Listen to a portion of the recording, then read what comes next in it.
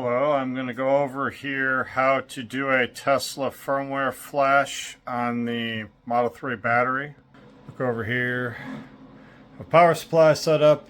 Here is the guts of a Model 3 battery. We have the PCS here, and this would be the actual BMS. Ordinarily you wouldn't be able to see all this stuff, but if you have a full Model 3 battery, what you're going to have is this sticking out through the top of the battery pack. So I have just put a 3-pin connector there on the pins you can see right here. Hopefully it focuses. There we go. And we've got the wires here to Wago connectors, so the white and the black are what's on here. I have them connected to a DB9 cord over to a peak can adapter. These are well supported in Linux. Ordinarily you would need some termination, so I'm sure everyone has laying around a 120 ohm termination resistor. I don't need that because I have this board broken up, cut apart, and see I have a termination resistor wired on there. You would also need to power the board. You can see which wires this is on the external connector for power. These are the only two you need, 8 and 9. So ordinarily you'd be powering that through these big pins over there that you can see. So if you don't have a connector that went to the car, you can kind of hodgepodge it like I'm doing. Connect things up this way. If you do have the correct connector that goes in here, then all the better. So I'm actually powering it by these wires that you see up here, plus I'm powering the PCS, which is powered separately from this. It's powered by 12 volts on the 12 volt plug on the outside of the battery. So my bench supply up here is just connected to everything all at once. I've got my BMS wires going to the PCS wires. So that's how to hook it up. Here I'm going to go into my projects folder.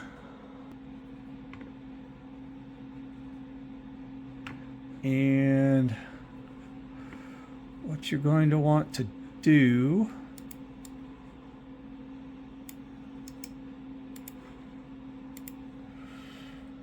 go in here and you want to clone outlandish and nish or outlandnish TM3 diag, so that exact command right there. Pretty fast.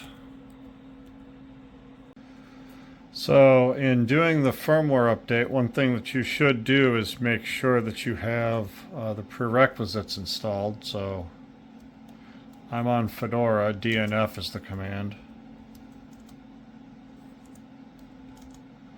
And you want Python and Git for this example. See, I already have them. But those will need to be installed.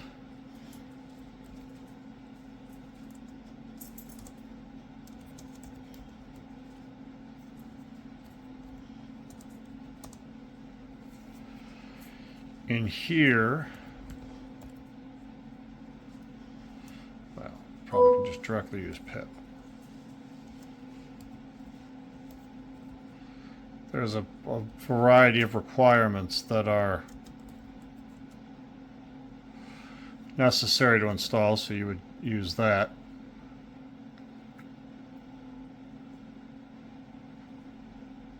See that it installed them, so that should set up the Python environment for all of the requirements for the firmware flashing tool.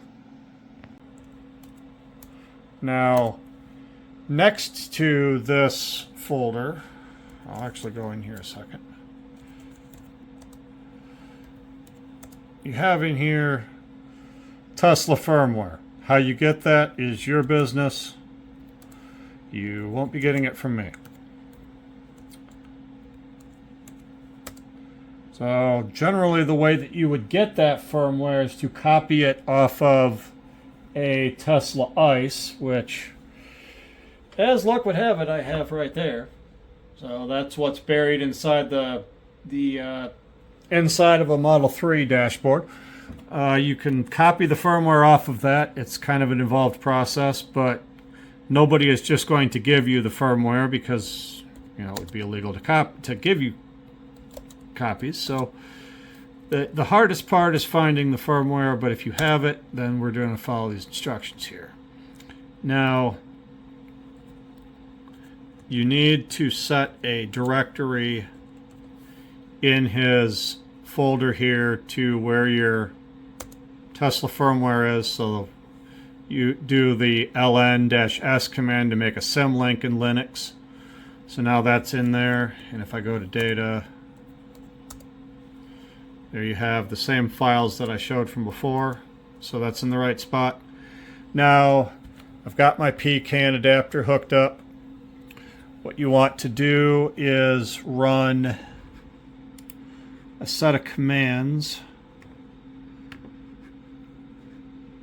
to bring up your... You want to do is bring up the socket CAN interface now that it's hooked up. So there's the two commands.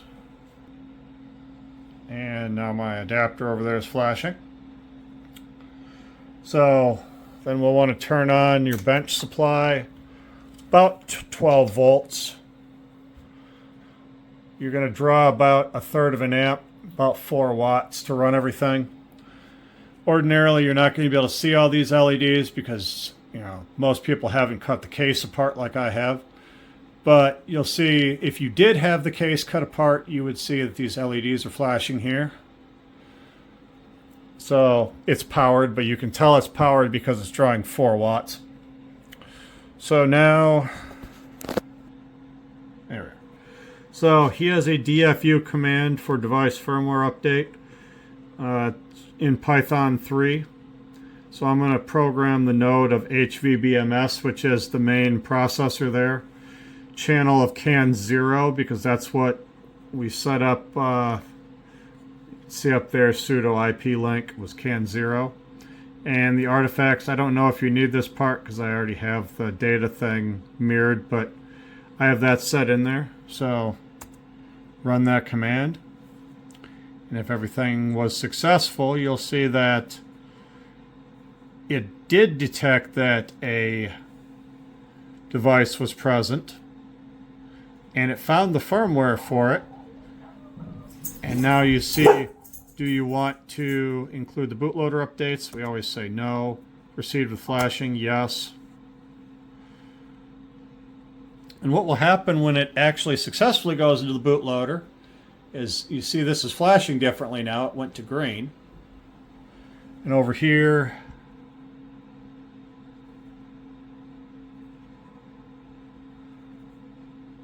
chugging away. Success. And now we are back to the orange light flashing instead of green.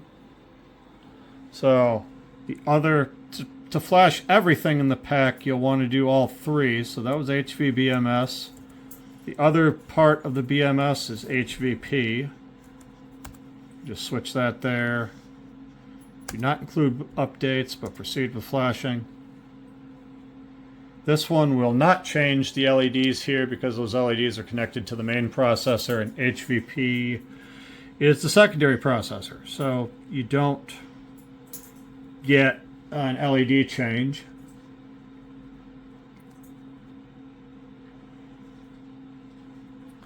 But then that flashes.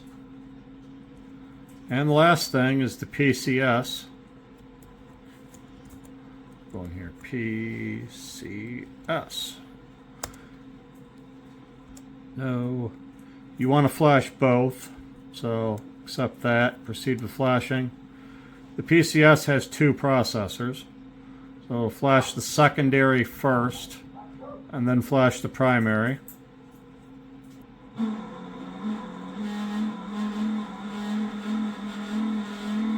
And then naturally you have your space heater go absolutely wonky.